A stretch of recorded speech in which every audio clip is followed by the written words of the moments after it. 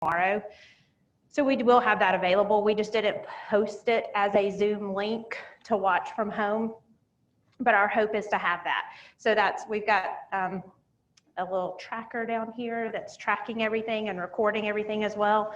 So hopefully that will work out. My name is Jennifer Spencer. I am the Assistant Director of SCORE, the Southeastern Center of Robotics Education. I'm going to do my best to stay way back here with my mask off so that I am talking to you from a distance, but it was very difficult to hear with my mask on. So I'm going to try my best to stay back here, but I'm a mover when I talk, so bear with me. Mary Lou, push me back if I move too far. Just a little brief overview of what it looks like tonight. We're going to talk about what is SCORE, what is VEX IQ, what is our objective of having community-based teams, what's the overview of the VEX IQ challenge this year, which is called Rise Above, our tentative schedule and what that looks like, and then have a time at the end for some question and answers. So SCORE, Southeastern Center of Robotics Education, is housed here at Auburn University. It is housed under the College of Sciences and Mathematics Outreach Center. So their office is actually in Science Center Classrooms, which is the building next to us. We are actually housed in Beardy's Memorial Coliseum. So our community teams will actually meet there. We have a 3,200 square foot office space with classroom tables that we are able to spread apart and socially distance. We hosted a couple of camps this summer where students came into our space for a day and worked on some things, and very successful in keeping everybody socially distanced, keeping everything clean. We do not have any cases that have been reported from our time together this summer. So that is of utmost importance to us as well. So I wanted to make sure I said that up front. SCORE was founded in 2017. It was really found as a need for this area.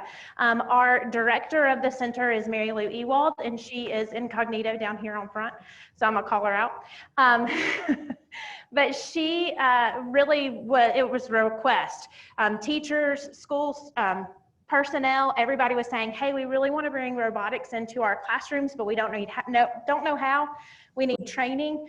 We want our kids to have experience with robotics, but we don't know how to involve them and do that. So that was kind of spawned what SCORE is today. And then it has just grown exponentially since then.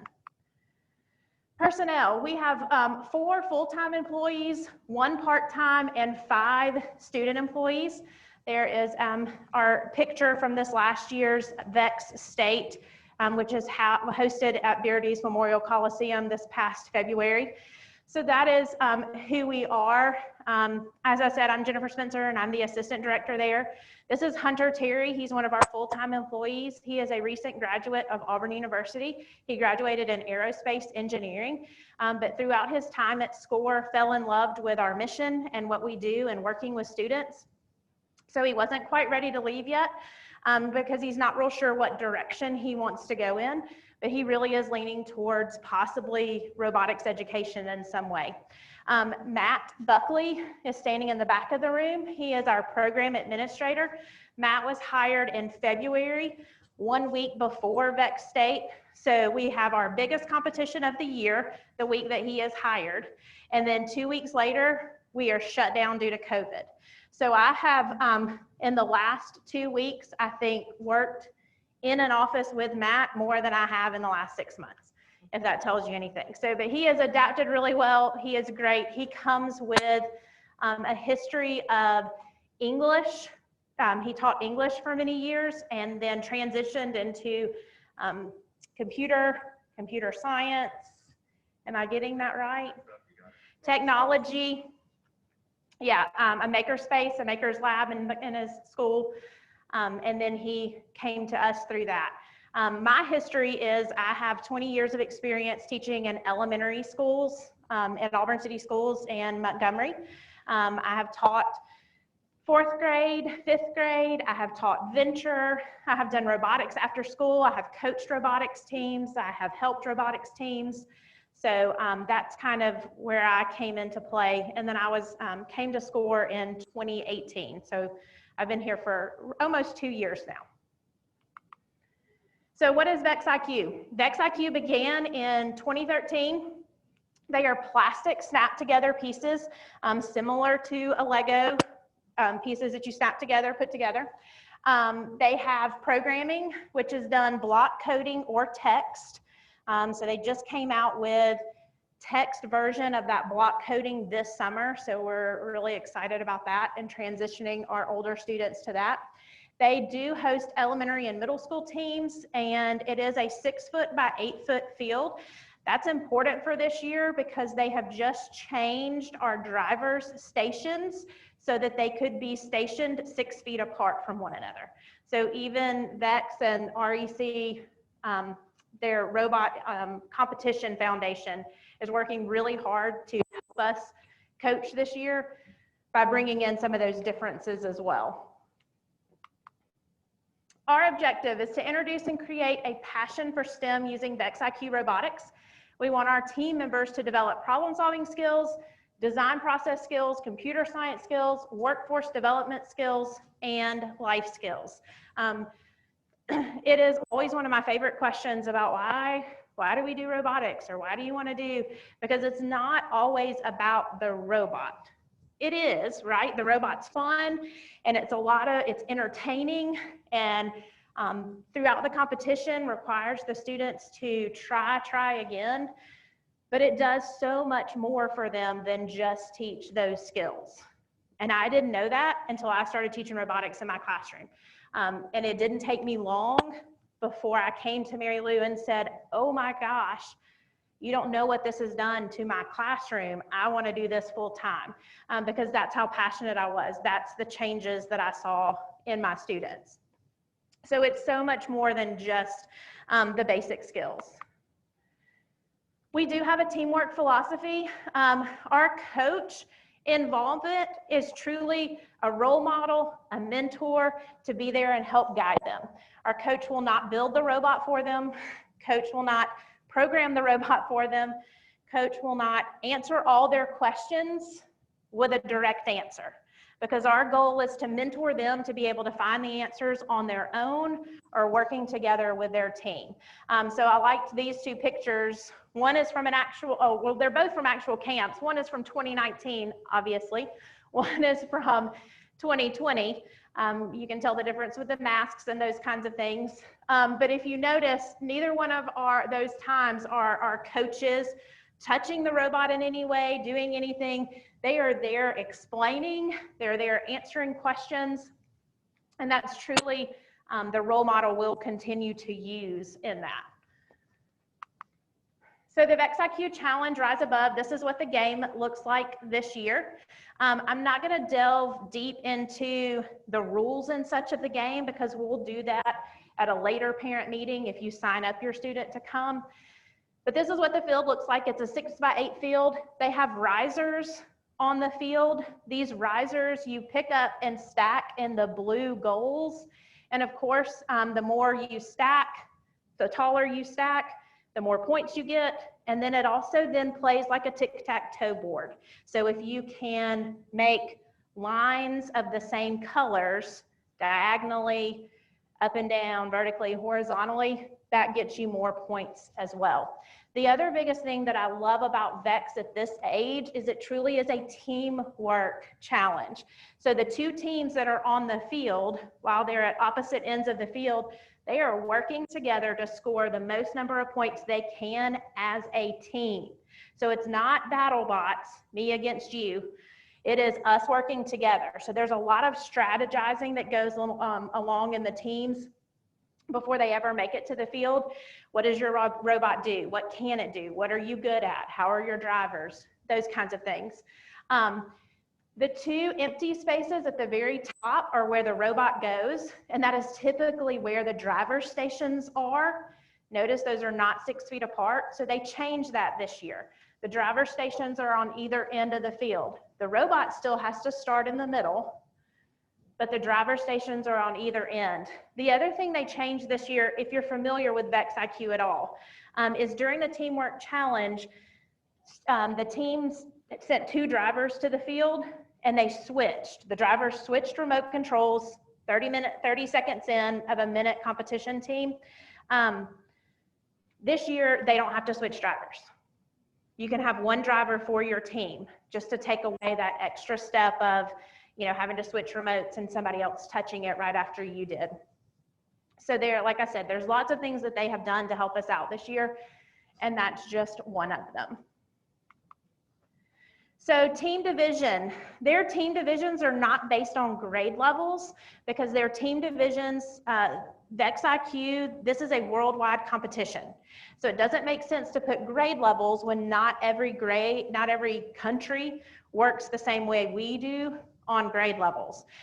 So elementary school student is any student born after May 1st, 2008, who will be 12 or younger at VEX Worlds in 2021. Okay, so that's elementary school. So if you fill out the application or for your student to be on a team, we do ask for their birth date. This is the reason why, so that we can put them on the appropriate teams. Middle school is any eligible student that's not an elementary school student. And they have to be 15 or younger at Worlds in 2021.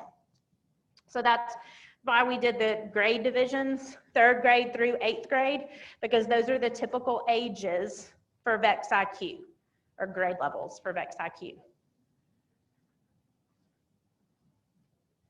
Okay. So team schedule, more specifics about how we will run. Registration will be due, sorry, I did change that date. It's not September 1st, it's September 18th. I will change that before I send out this PowerPoint to everybody. It is really September 18th. It is a Friday, September 18th. There will be a mandatory parent meeting September 15th. That is the Tuesday of that week. That meeting is for parents who have signed up and registered their student. We will talk more specifically about what our season looks like, because we will know how many people we have registered in all, how many total teams we have, all of those kinds of things. Those are just questions I can't answer tonight because registration is still ongoing. We'll also talk about code of conduct. VEX has a code of conduct that we have to follow. We will have a code of conduct that we follow at SCORE. All of those kinds of things will be talked about at that September 15th meeting. We will kick off September 19th. That is a Saturday. That is going to be a big build kickoff day. So teams will come in to the SCORE office. That's the first chance they'll get to meet who is their team members, what team are they on. Is their first chance they'll get with their IQ pieces, and they'll start building their robot. We will take time throughout that. It's scheduled from 9 a.m. to 2 p.m. at the moment with a lunch break in between. But we will take time that day too to talk about engineering design process and what does that look like? Engineering notebook, because every team will do one. What does that look like? We'll talk about VEX builds because they have some pre-built that you can follow the directions for. And then we'll talk about what do we need to change about that robot to make it successful to play this year's game. So it's going to be a build day mostly, but it's also going to be interactive with coaches talking to them throughout the day. Regular team meetings will begin the week of September 21st. So right after that, and teams will meet once per week for 2 hours, okay? In the application or registration form, there is a question that asks what day of the week are your students most available for. So we do take that into consideration. Currently, if I looked at all the ones registered as of today, Tuesday and Wednesday stand out as the best days for everybody. But again, that solely depends on how many students we have sign up, right? Because we may run teams Monday, Tuesday, and Wednesday, and you would be able to get, the first choice of what your day was. Again, that's just not something I can answer right now just because we don't know how many students are really going to register. But the regular team meetings will happen 2 hours. Competitions, league competitions will be every other week starting in October. So a league is a miniature tournament that occurs over multiple weeks. Okay, a VEX competition is typically a full day event on a Saturday, 8 hours, morning, afternoon, 8 a.m., 3 p.m. Okay, so taking a league, what they do is they split that over into multiple weeks so that they don't have to spend the whole Saturday, and it really gives the students time to change their robot, to learn what worked, what didn't work on it, come back 2 weeks later and do that again. Okay, so we kind of added up hours today, and for the whole entire month, it's about 16 hours of time. 2 hours every week to meet with your team. That's building, programming, your design notebook. Every other week would be a 2-hour block of time where they're in leagues and competitions with the other teams that are our community-based teams as well. 2 additional competitions, dates to be determined. VEX and REC are doing a lot to make events happen this year. What those events look like, we don't know yet. Some of them will be virtual events. Some of them can be virtual events. You can run skills, which is part of the competition, as a separate virtual event, and you can video and send it in. Okay, so that's a possibility for us as well. We just don't know yet. People haven't registered to have competitions yet because of the unknown. But there will be 2 other competitions. Just the dates are to be determined and how they actually look. Those could be actual events that we host here in Auburn. It's not necessarily anything that we will have to travel to go and do. We typically in Auburn host 3 tournaments throughout the year for IQ students. Our plan is to do that again this year. Again, we just don't know what they will look like at this time. So that's kind of the plan for that. So fees, what do you get for what you're paying? 15 weeks of coaching from robotics experts. Coaches are going to be SCORE staff or Auburn University engineering students, or the possibility of some Auburn City Schools teachers who may, since they cannot coach a team this year, volunteer to come coach a team with us. So those are going to be who our coaches are. Again, September 15th meeting, that's when we hope to be able to tell you these are our coaches, this is who it is. Okay, so those are our coaches. So 15 weeks of coaching from robotics experts, team swag, shirts, bracelets, string bag, pin, stickers, those kinds of things. Extensive library of VEX IQ equipment to design and build robots. I wish I could tell you the number of pieces we have, but I mean, I would guess at least 50,000 pieces. I don't even know. But we have 24 full super kits. We have 24 competition add-on kits. And then we have all the additional pieces that they would need as well for building. So registration fees for the 2 tournaments that we just talked about. Registration fee for the Alabama State Championship, if the team qualifies for the Alabama State Championship, that's included in this. Registration fee for league, 21st century technology skills, workforce development skills, life skills, and computer science skills. That is what you're getting for what our fees are for this year. Those are all inclusive. So basically it's a one shot, it will pay for everything for the season.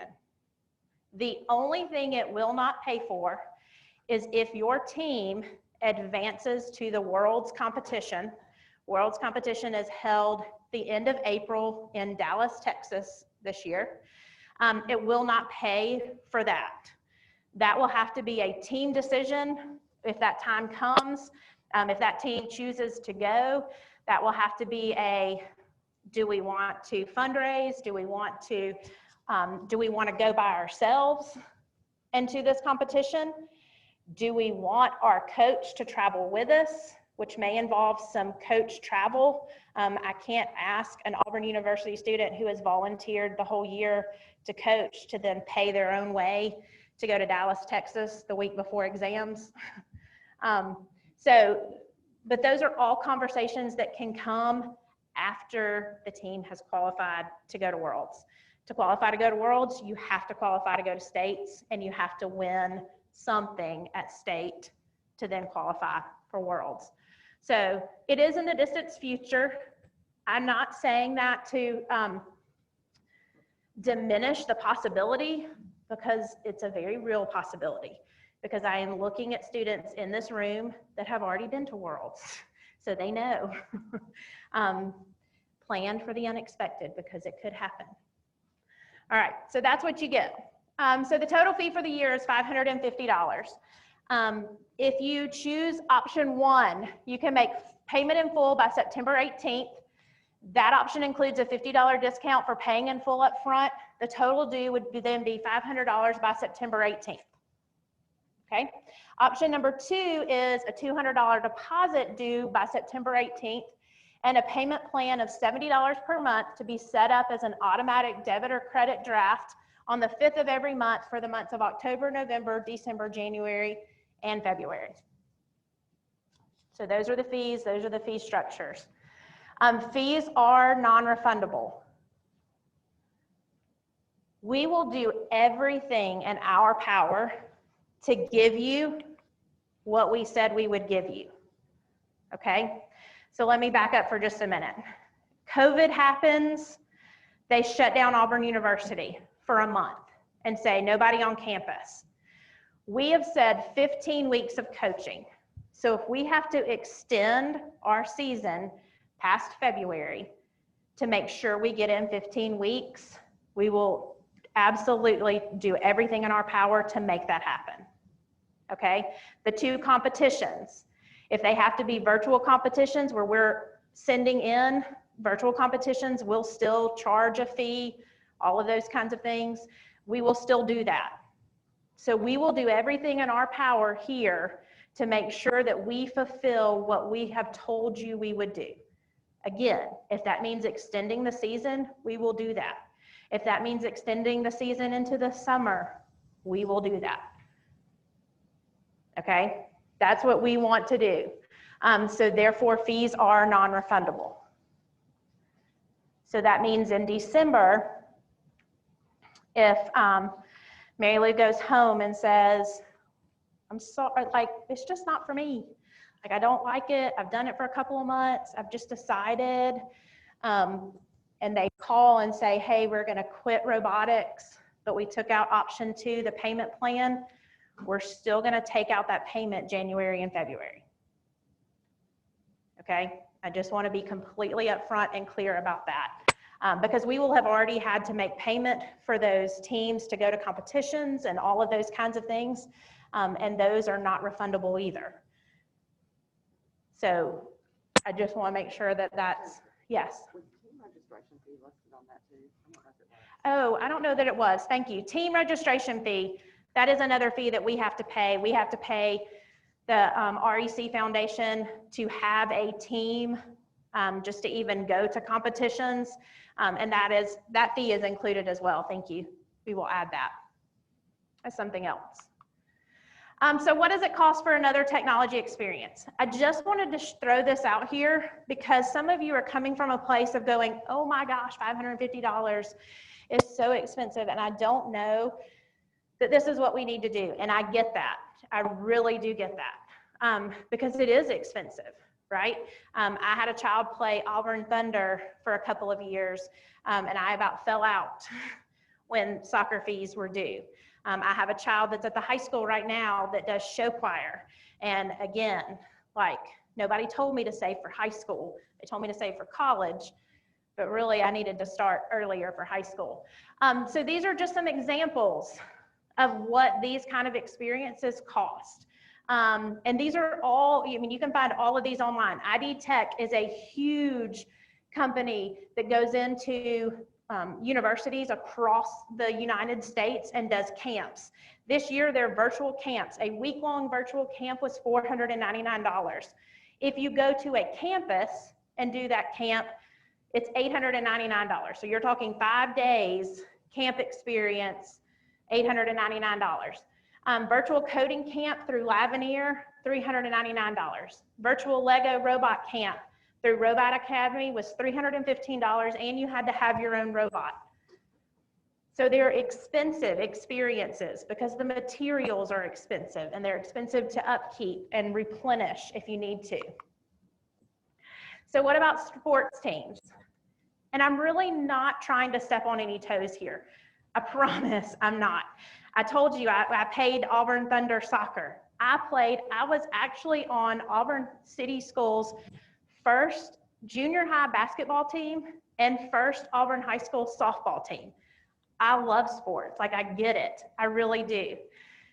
But I just wanted to throw this out there because the chances of our students going pro in sports teams is very small. And I won't read all the details for you, you can see them there. But most of them are less than a 2% chance that they will ever go pro and make any money at playing sports. Every one of your students can go pro at robotics and make money. Every single one of them. Because there's a deficit of students graduating with robotics and jobs available for robotics. So what do you truly get? There are the statistics about how many STEM jobs are projected to grow from 2017 to 2027. Average median hourly wage for STEM jobs, $38.85.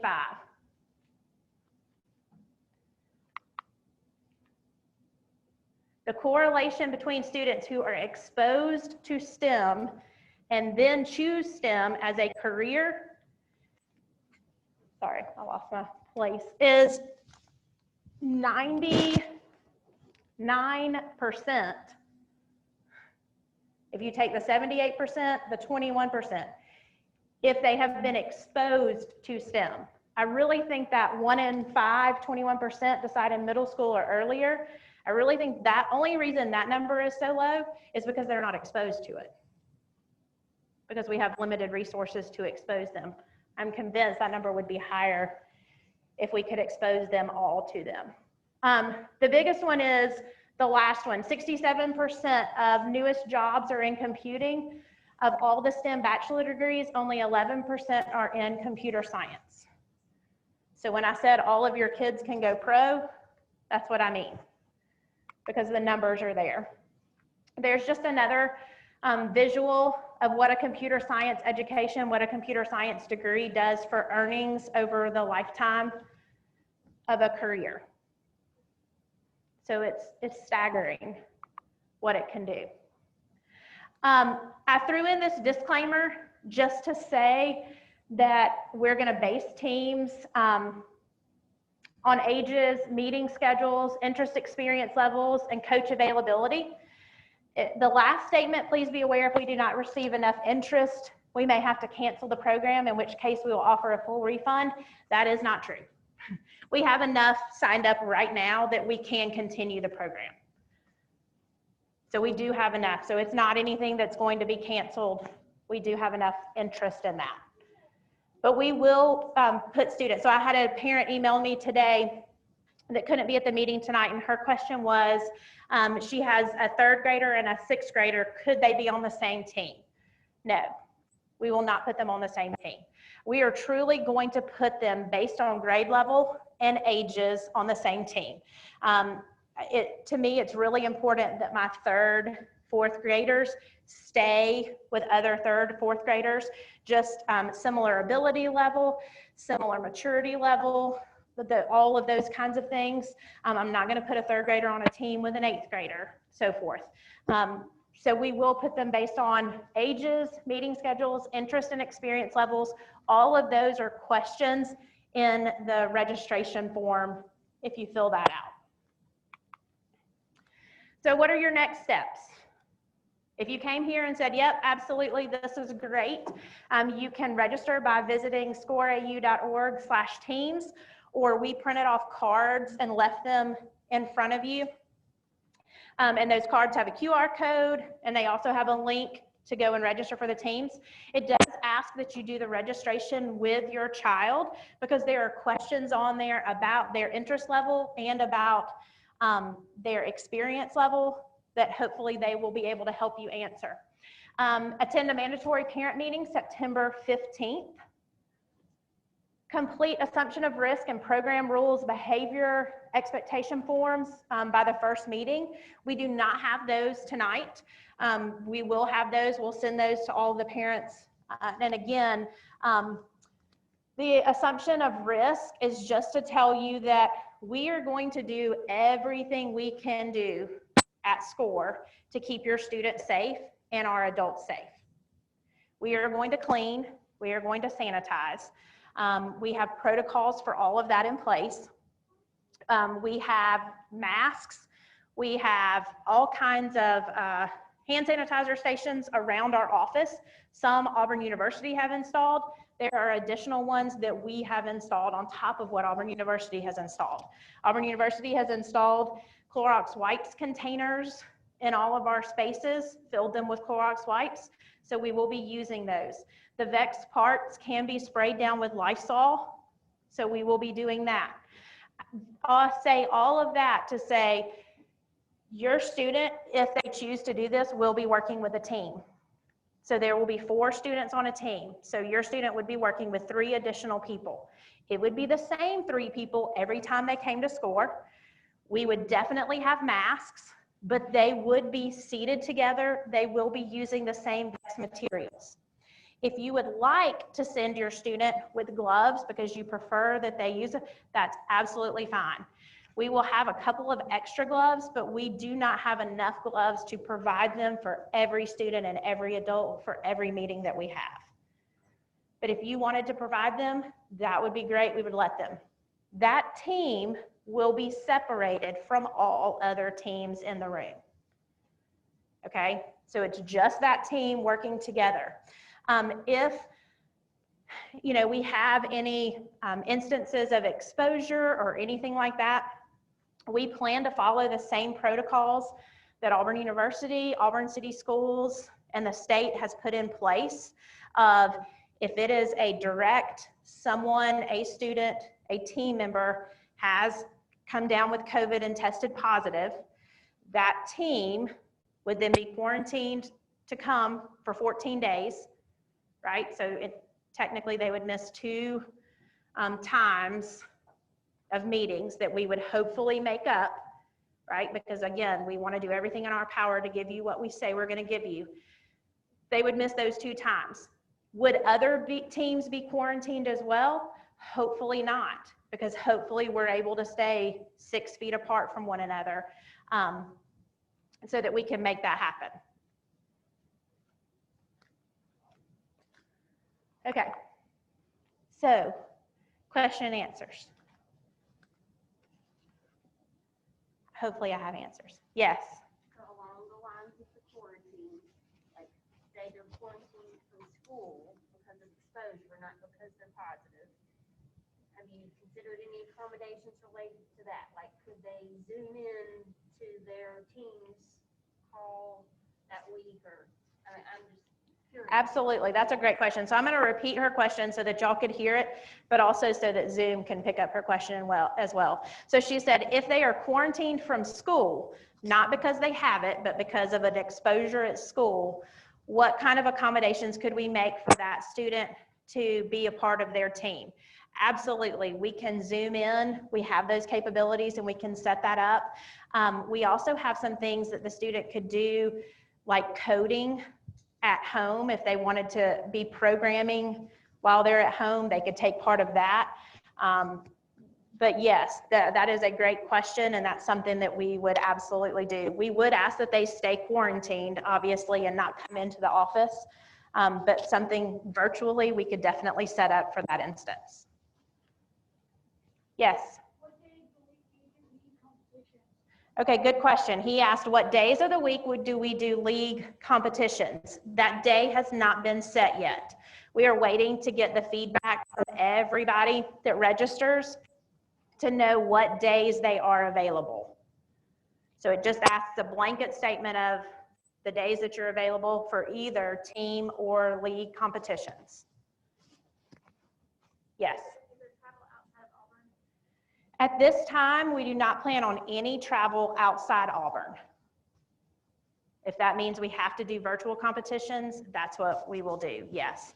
Again, we typically, as a SCORE unit, typically host 3 competitions a year. That's still on the books for this year. And our teams can go to our competitions. Our community-based teams can. So that's still what we are hopeful for. If that doesn't work out, then yes, virtual competitions is what we will strive for. Yes. Your answer to this question actually presents an issue, because what if we want to register but not knowing what days makes that difficult because of known conflicts on certain days?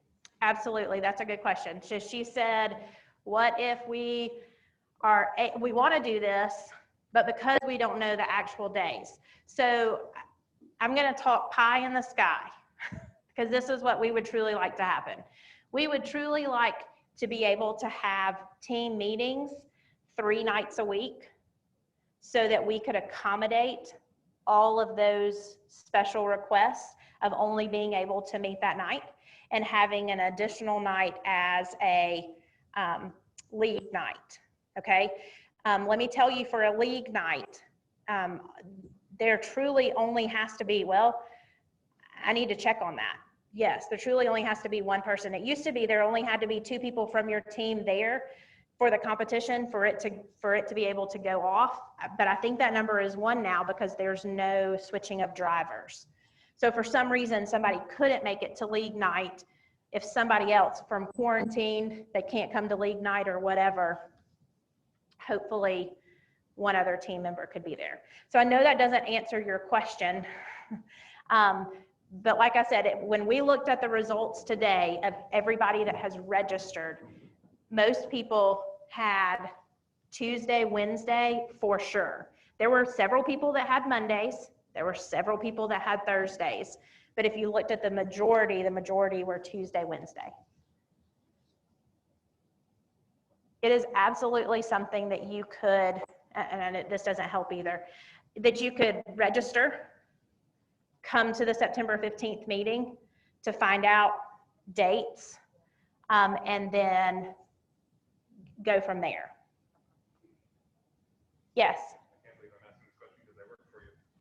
But you can register without paying yet. Correct. You can register. We'll get the information. Yes, because payment, whether it's the full payment or the deposit, is not due until September 18th, and that parent meeting is September 15th. So yes, you can register, not make any payment, come to that meeting on September 15th, and make a decision then. I mean, we would hope that you would decide to stay. Like I said, we're very hopeful that we're going to be able to offer it at the times that you guys need. Yes? Do you need to have any prior robotics experience? Oh, great question. She asked if you needed to have any prior robotics experience. No, none whatsoever. I started this with no prior robotics experience. And I say that because it was comical my first year. And I showed up at a competition not knowing what the competition looked like. Yeah, but no, you do not. We will teach them. They will work together as a team. They do not need to have any previous experience. So a parent meeting, can you make the parent meeting on September 15th mandatory? Can it be virtual? Do you have a virtual option? Made by Zoom? Absolutely. Yes. She asked if we could make the September 15th meeting also a virtual option so that they could participate by Zoom. And yes, we can do that for that meeting. Yes. What time are you usually having these meetings for? Okay. She asked what times are we normally having these meetings. That is a question on the registration form as well. We have 5 to 7 and we have 5:30 to 7:30 as 2 different kind of option times. There has been conversation, a decision has not been made yet, so I don't want to, but I do want to tell you, there has been some conversation about 3rd and 4th graders and their ability to stay focused for 2 hours, their ability to stay focused throughout dinner time for those. So we are talking about contemplating what can we do for those students to make it successful for them. Does that mean changing their time from 5 to 6:15 so that they can head out earlier to eat dinner and get home and just have a different pickup time? So if that is a concern, please don't hesitate to reach out, because those are conversations we've already started having.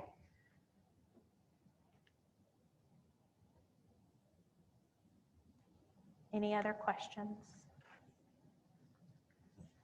Yes. No. I would love to hear your question.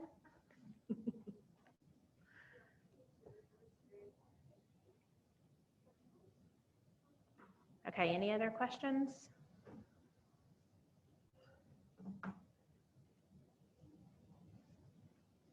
Okay, that is all that I have for you. Yes, I did put my information up there, my email address.